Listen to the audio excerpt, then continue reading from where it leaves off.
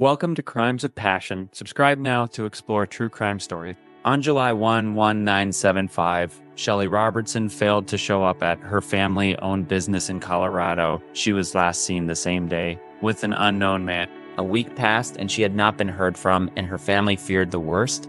On August 23, 1975, her remains were found. The detectives working the case had a prime suspect: serial killer Ted Bundy. Two students from the Colorado School of Mines peered into the darkness of a narrow tunnel with flashlights. They had come to the Winter Park Resort near Burt Hood Pass, Colorado, to test for gas levels. They had walked about 500 feet into the mine when they suddenly smelled something. It was the unmistakable odor of human decomposition. They pushed forward and saw something strange in front of them. It was large and white. As they examined further, they realized what they were looking at. They first noticed a foot, then a woman's bare buttocks. The two students quickly walked out of the mine to get help. 2 days later, on August 23, 1975, when deputies from the Clear Creek County Sheriff's Office arrived at the mine, they found the nude, decomposing body of a young woman. The body had been dumped in the mine and was badly deformed and bound with duct tape. It was determined that the woman had suffered a blow to the head, which was the likely cause of death. The only personal item found with the body was an earring. There was little evidence at the scene, only 2 pieces of torn stove tape, one of which was stuck to the body and the other discarded nearby, as well as a discarded beer can and a plastic wrapper from a ham packet. Detectives didn't know it at the time, but they had just discovered the body of Shelley Robertson, who had vanished without a trace. Robertson had last been seen 7 weeks earlier when she failed to show up for work and was reported missing at the time of her disappearance and the discovery of her body.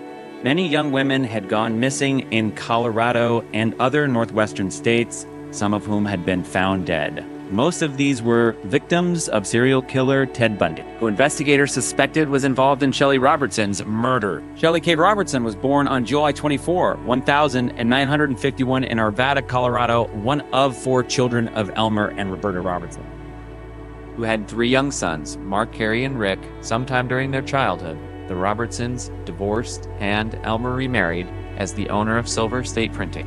Elmer ran the family business, and Shelley and her brother, Gary, both helped out where she worked as a bookkeeper and binder. After graduating from Arvada High School in 1969, Shelley spent a year in Biloxi, Mississippi on a mission trip organized by the United Church of Christ. As an active member of the Church of Christ, her mother encouraged her to travel and experience the world. Roberta often told her daughter, "You can always come back home." Movie break: after returning to Colorado, she enrolled at Red Rock Community College as a Spanish major, and her classmates spent a semester in the Mexican fishing village of Barra de Navidad.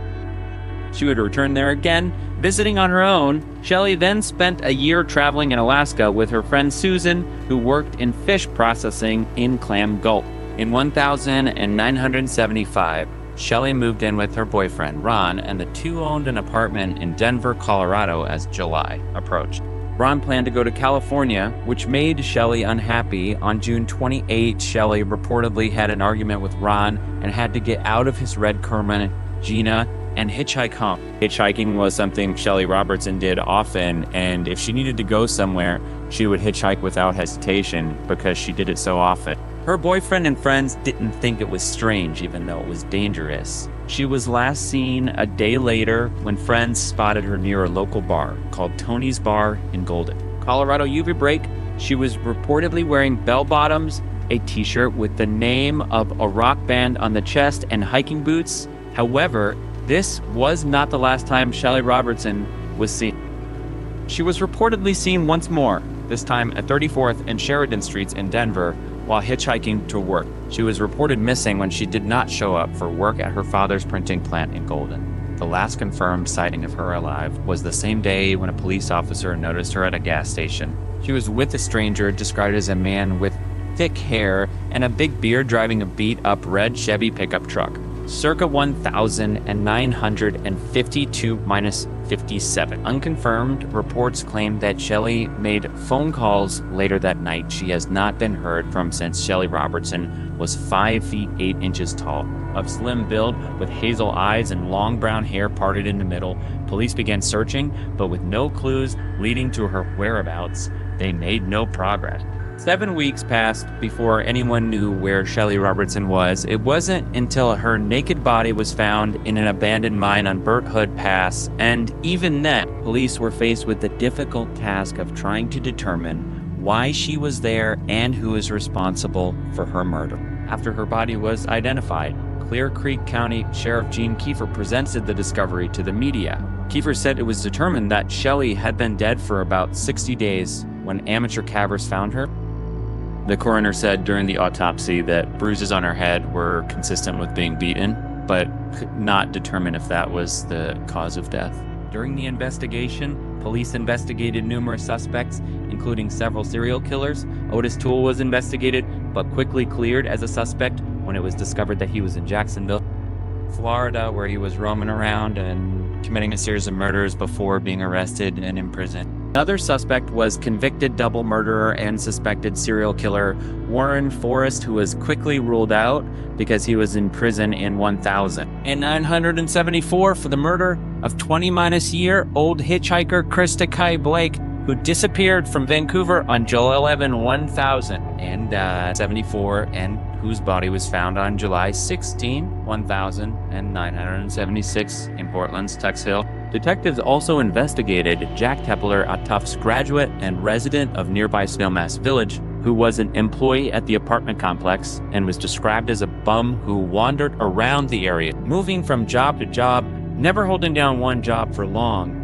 A former co-worker reported that Tepler was very disgusting, the type who would hide in a corner and masturbate. Police quickly ruled Tepler out as a suspect because he had no criminal record. Others excluded from the investigation included a man from Shelley's communication analysis unit who oddly claimed to be alive during the Civil War, a quiet friend of Shelley's who happened to drive a Volkswagen Beetle, and a man described as a chronic sex offender who lived nearby. However, one man has long been considered the most likely killer of Shelley Robertson. Just 6 weeks after Shelley Robertson was last seen, a Utah patrol officer arrested the driver of a suspicious vehicle in Granger, a suburb of Salt Lake City. The man, Ted Bundy, was a student at the University of Utah School of Law and claimed to have gotten lost in a residential area after visiting an outdoor drive-in movie theater. As Bundy drove away from police at high speed and without his headlights on, his Volkswagen Beetle was searched. Police discovered that the front passenger seat had been removed and replaced with the back seat. And a search of the trunk revealed various items that alarmed police.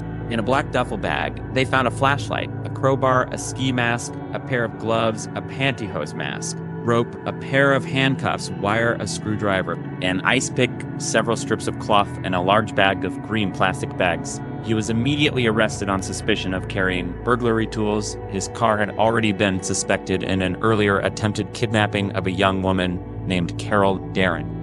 During a search of his apartment in Utah, detectives found a guidebook to Colorado ski resorts with the Wildwood Inn logo from where Karen Campbell disappeared on January 12, 1975, and was later found dead, and a brochure advertising a play at Bountiful Vermont High School from where Debbie Kent disappeared on November 8, 1974. Without any hard evidence of Ted Bundy's involvement in these crimes, he was released from custody but placed under surveillance. His girlfriend, Liz Klopenfer, was questioned by detectives and gave them testimony about unusual behavior that Bundy exhibited that she could not explain. She suspected he was involved in a series of missing women in Washington in 1974.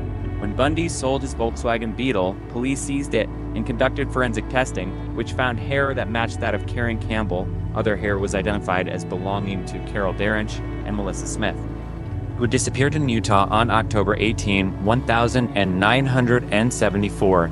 Detectives then began investigating Ted Bundy's life to determine if he was in fact a serial killer. While searching Ted Bundy's Volkswagen, investigators reportedly found crumpled credit card receipts that showed he had been in Golden either a few days before or on the day of Shirley Robertson's disappearance.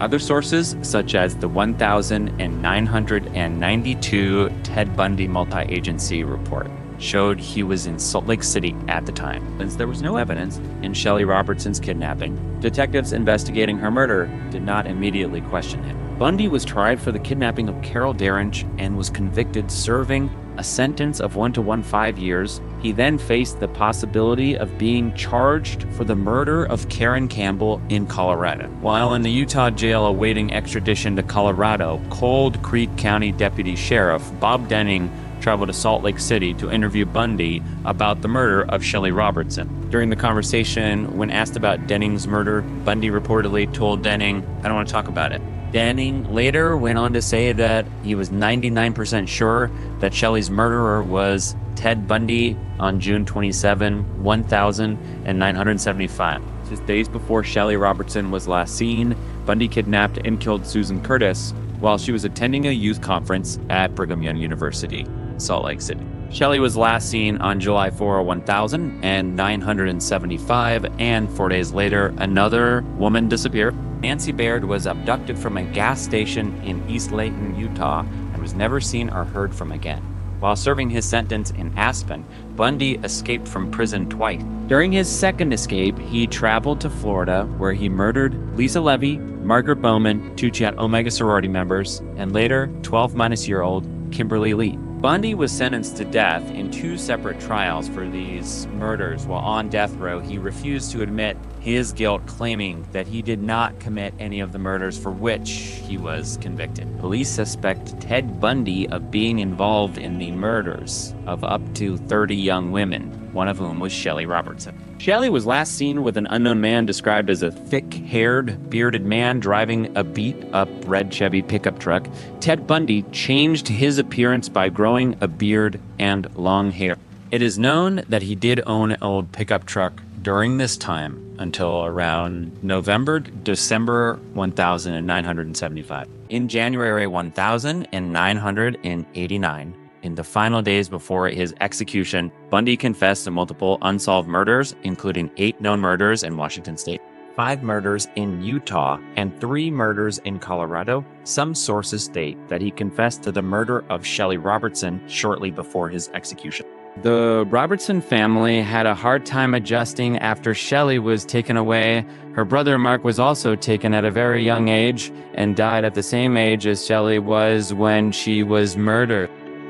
Mrs. Robertson talked about her daughter's upbringing, saying that Shelley dreamed that one day a white horse would come into her life and she would name it Brownie. One day, Shelley Robertson's dream came true when she became obsessed with a neighbor's horse. One day, the little girl ran into the house and shouted to her mother. There is a white horse outside. The horse belonged to a rodeo clown, and when he heard about her dream, he helped Shelley get a small mare, which she named Bonnie. When she grew up, she rode the gray mare without a saddle. In January 1989, when Ted Bundy was finally executed, Roberta Robertson came to Florida from Colorado and stood in the crowd outside the prison waiting for his death. In an interview with the reporters, she said, "Killing Ted Bundy would not make me feel better, and it would not bring Shelley back to life. A lot of people seem to do it out of revenge, but it gives people a false sense of security, and it's very costly."